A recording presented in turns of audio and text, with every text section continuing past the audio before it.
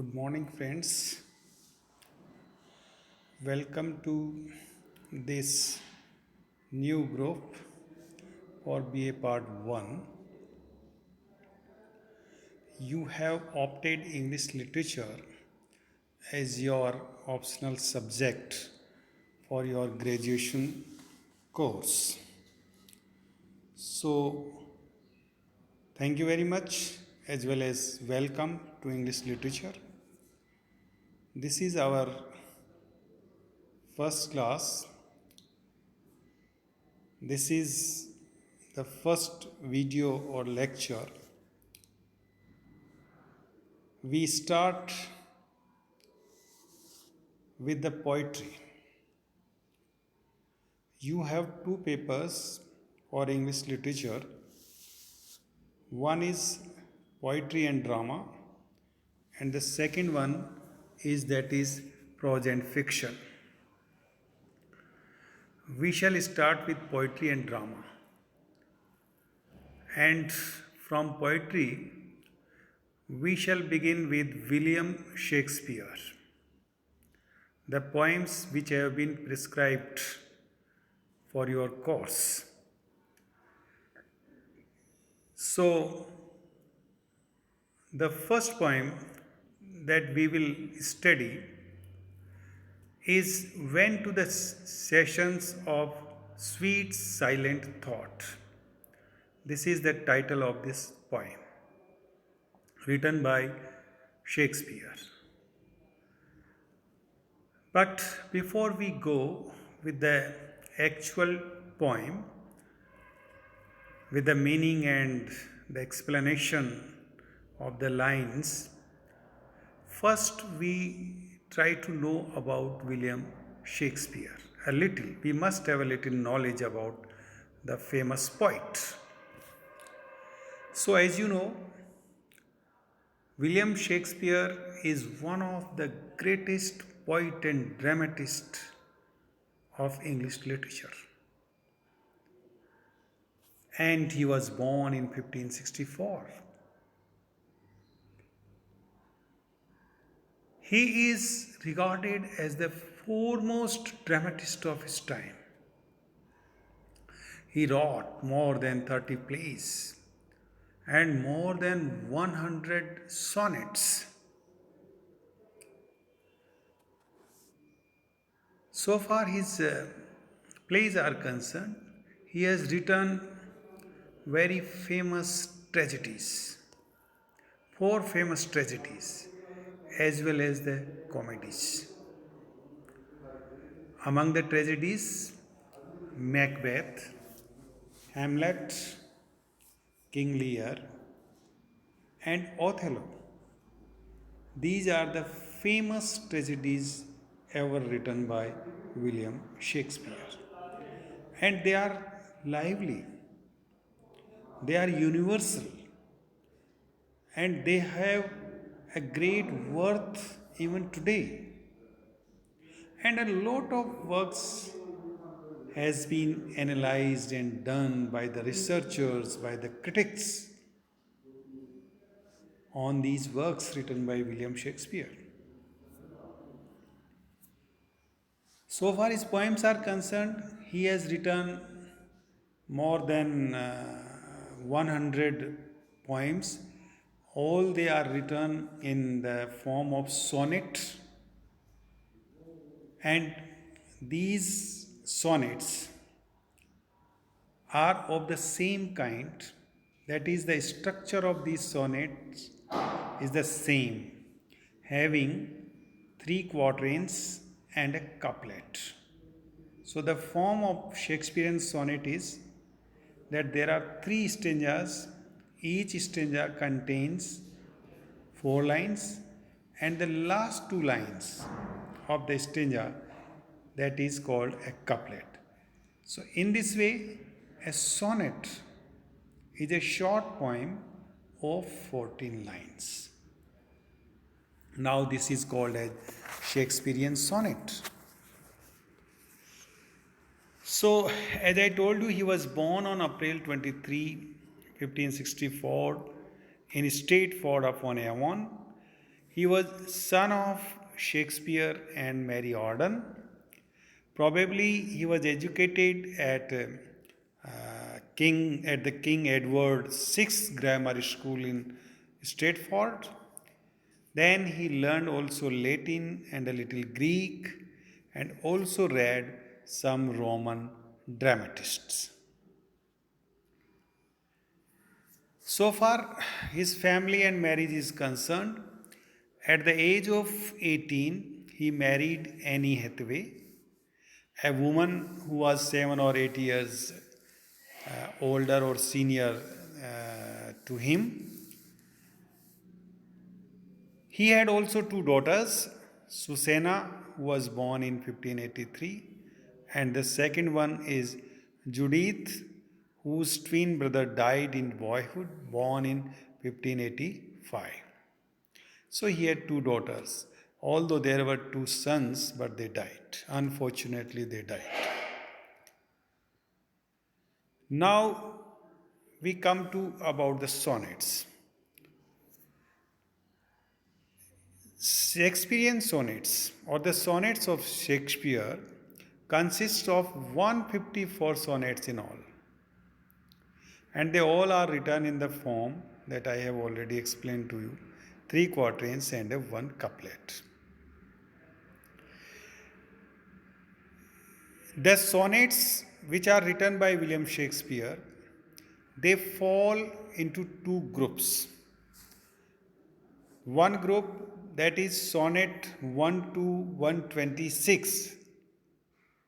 It means 126 sonnets written by William Shakespeare have been addressed to his beloved friend, a handsome and noble young man whose name was W.H.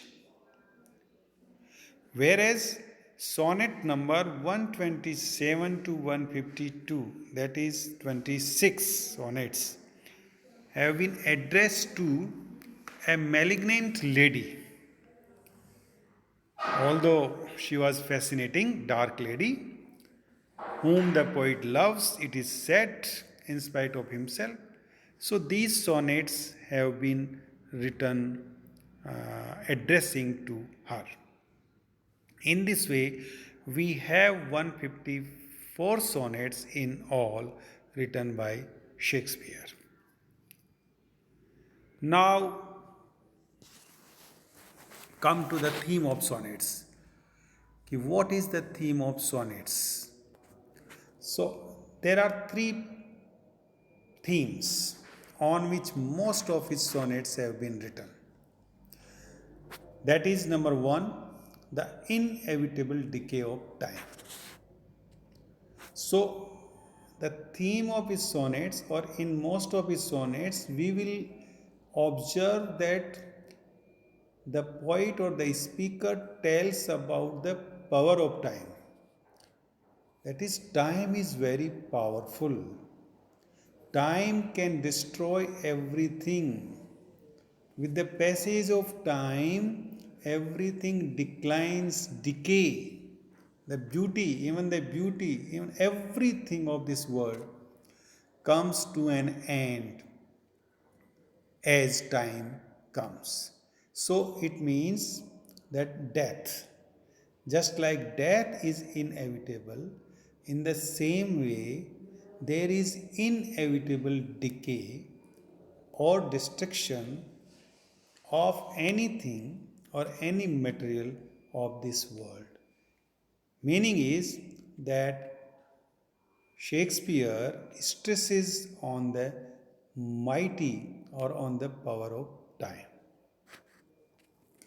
The second theme that we see in these sonnets is the immortalization of beauty. Poet in these sonnets has always immortalized the beauty of his friend, beauty of his beloved, beauty of his verses, beauty of his poetry. That is immortal, that cannot be destroyed by the powerful and dreadful time. Or love is also immortal. That also cannot be destroyed by the mighty time. And the third point or the third theme that we see in his sonnets is love in poetry. So his sonnets have description about the love, about the definition of love, about the permanence of love, about the stability of love, about his friend's love, about his beloved's love. So, love has also been sensations or sensuousness is also present in his poetry. So, these three themes that we have to keep in our mind while going through the sonnets written by William Shakespeare. That is, he describes about the time, he mentions the time, the power of time. He also mentions the immortality of the beauty, and then he also mentions about the immortality of love, that is the description of love in poetry. This is what we have in his sonnets. Now, come to this sonnet that we are going to analyze or study.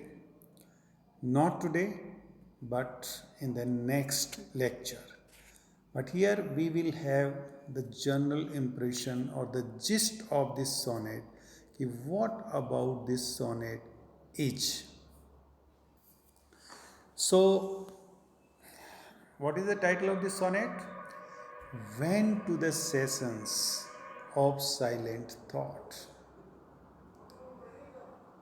So, this is the title of the sonnet written by Shakespeare, and this sonnet is addressed to his young man, to a young man of his rank, although whose identity has not been definitely established, but it is definite that it refers to his young friend. Young friend. So, in this sonnet, the poet Shakespeare tells us of thoughts of past grief and losses. So, he gives us a description of his thoughts of past griefs, past sorrows, past losses, etc. And he laments many things. He weeps for many things. He aspires for many things. Thinks for many things which he wished in the past but he couldn't get. That is, those wishes, those aspirations which he could not fulfill. So he reminds them, he remembers here. And when he remembers about these past scenes and sights which are no more there, which have disappeared now, he becomes very sorrow. He becomes very sorrowful. He is full of sorrow whenever he reminds the past griefs.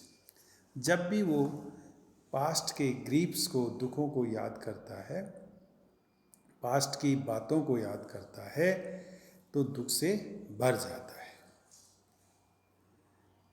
तो दुख से भर जाता है, तो उस sense में here the poet is in fact giving a compliment to his friend. How? That whenever he remembers his past griefs, his past scenes and sights, difficulties and past memories, he becomes sorrowful, no doubt. But as he remembers or as he thinks of his friend, his dear friend, lovely friend, whom he loved much.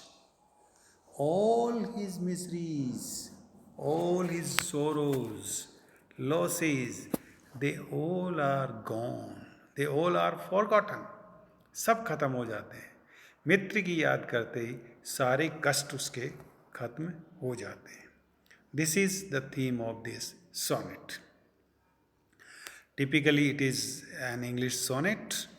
We have already discussed it is Shakespearean sonnet. As I told you, each stanza contains 4 lines. In the end, we have a couplet of 2 lines. In the 3 stanzas or in 3 quatrains, he develops the idea or thought of the poem, and in the last, we have the climax or the conclusion of the poem in the couplet. So far rhyme scheme of the poem or the sonnet is concerned of Shakespearean sonnet, that is A B A B C D C D E F E F G G. Meaning is that first line rhymes with the third and the second line rhymes with the fourth. Fifth line rhyming with the 7, sixth line rhyming with the 8th, ninth with the 11th, and 10th with the 12th lines.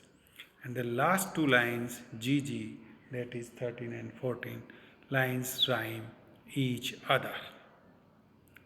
In this way, you will see the rhyming scheme of these sonnets, and if you see the lines of the sonnet,